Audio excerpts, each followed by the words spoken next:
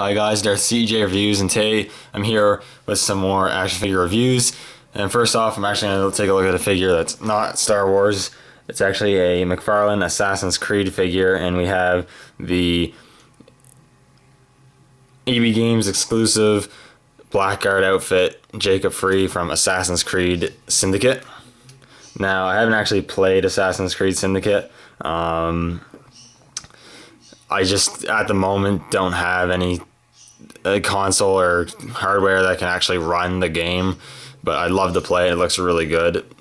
But I did get the figure because it looked really nice. I really like the look of it, all the features it had, and it is, for the most part, a pretty cool figure.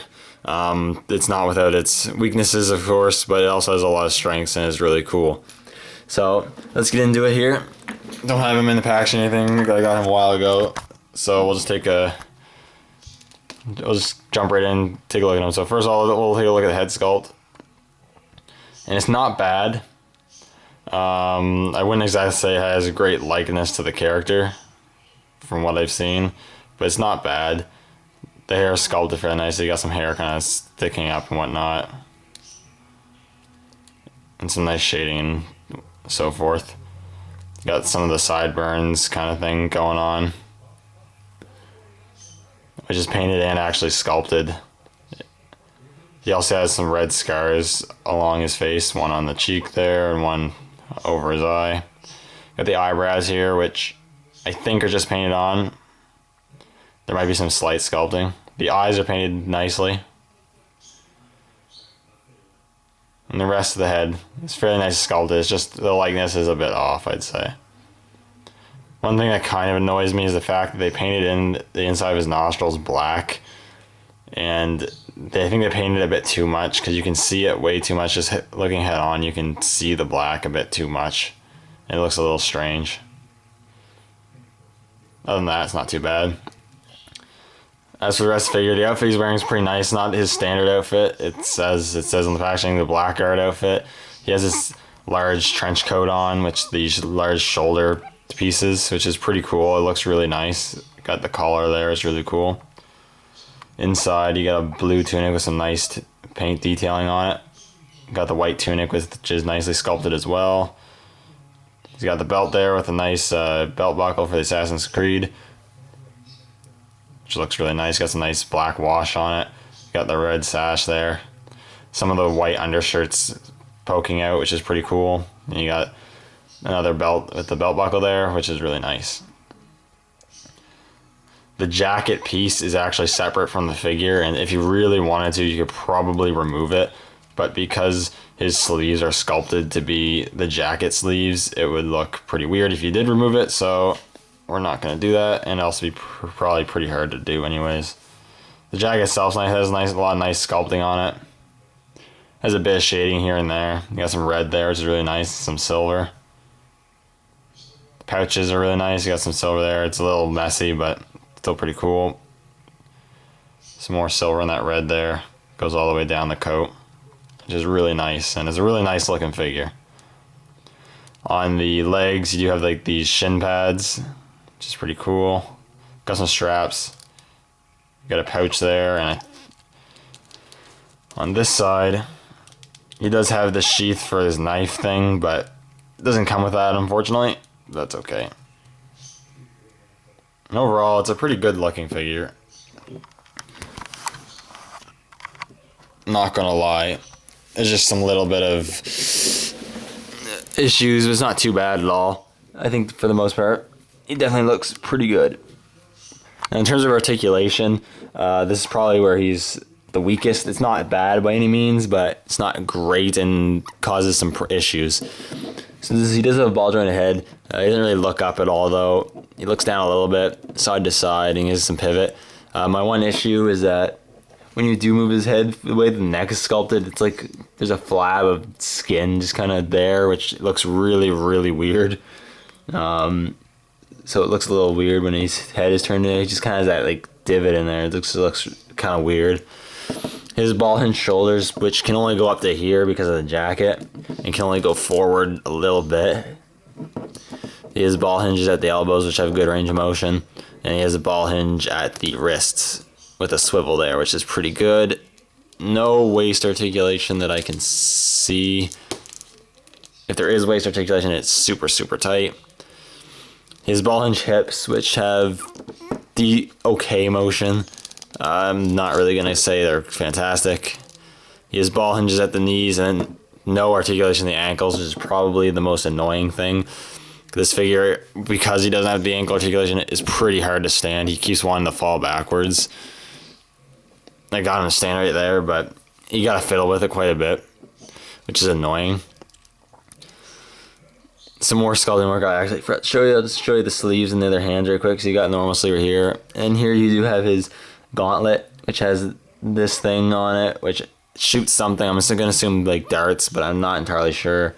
Here's the grappling hook there, and then underneath I do have his hidden blade sheathed accessory attached on there.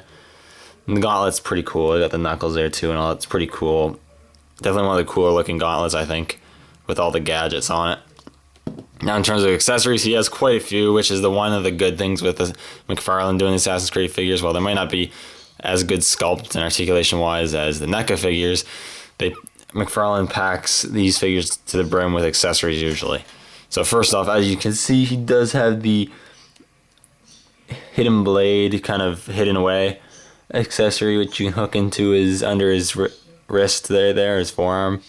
So it looks pretty nice, and you can put that there when you don't have him displayed with the hidden blade out. But he does also come with the extended hidden blade, and as you can see, they updated the way the pegs work with some of the other older McFarlane Assassin's Creed figures. It was just kind of pegs, and this one's like a rectangle and a peg, and it does fit in a lot tighter than the other ones do, which is nice.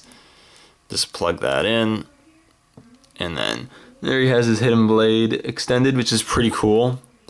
It looks pretty good for the most part. The one thing I will complain is like every blade he has, with the exception of like one, they've almost completely rounded off the blades to the point like they're almost square. And I wish they had more point to them, because it doesn't look overly great. It's kind of hard to get it across there. The blade itself's nice. It has some weathering and blackwash on it, which is really cool. I'm just going to put on his hidden one again. Other accessories he comes with are pretty cool. He comes with his cane, which is awesome. It has some really nice detail. You got the eagle head. If it wants to focus. There we go. You got the eagle on the head right there. It's really cool. And got like bronze gold color. The rest of it's kind of like barbed, which is really cool. And you got some gold right here, which is also really nice. You also got that scythe blade out, which is really cool. You got some black wash on it, which is really nice. And the really cool feature is that you can actually take out the hidden sword. It's not very long, but which is also really cool. And you have the scythe blade and the sword, which is really cool. And you can hold them okay. I'm not going to say he's going to hold them overly tightly, because he doesn't. But you can get him to hold that, and you can, you can have him hold it in the other hand too if you so wish. But he doesn't hold them particularly great. But you can get him to hold it. Let's put that back in there. The sword does go in there really nicely and really tightly, and it's not going to fall out. And you can also get him to hold it like a cane, like he's actually using it as a cane, which is also pretty cool. One thing what I liked, maybe the scythe blade could have been folded in, or if it was removable, but I'm not really going to complain about that too much. He also comes with not one, but two revolvers, which is really cool. Comes with two of them. I don't know if you can actually use two in the game. I think you can only use one, but I'm not entirely sure on that. But it's really nice. You got them base silver color, and you got some gold splashed on it to make it look a little more fancy, I suppose. It's really cool. It looks really nice. He does hold these really well. I'll show you real quick. It doesn't want to work for me, but there we go. He's holding the gun, which is pretty cool. My only gripe with that is that the fact that he can't get his arms up all the way. You can't really get a good aiming pose. So you can kind of just get him holding them like up up or whatever, it kind of sucks. But as you can see, both guns have pegs on them, and he actually has holes in the side of his jacket, so you can actually store those guns, which is pretty cool. That's kind of a feature I wasn't actually expecting on this figure. So I really like that. Got some nice storage for the guns if you don't want them to hold them. And last but not least, I think this is my favorite accessory. He does come with his Assassin's hood. You can have him displayed without it or with it on, but I think he looks much better with it on. To give you a quick look at it, it has some nice detail. Kind of got the Assassin logo there. You got some nice sculpting work. You got like a brown wash over it, which looks really good. But it looks really nice on him, and stays on a lot tighter than some other removable hoods. Edward Kenway, a figure I do actually own, his hood doesn't stay on. I mean, it stays on, but it's quite loose. This one is really good and looks really nice. It stays on really tightly, and you get an awesome look. It completely shrouds the eyes and the upper face, and it just looks really good. They really accomplished that feature really well. It's awesome. I really like that. That's my favorite part about the figure, I think. Overall, by no means, it's not a bad figure at all. I think it's a really cool figure. If you're a fan of Assassin's Creed and the game Assassin's Creed Syndicate, I definitely think you should pick this figure up.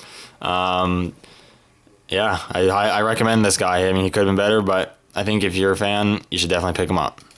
Anyways, thank you guys for watching, and I'll see you guys all in the next video.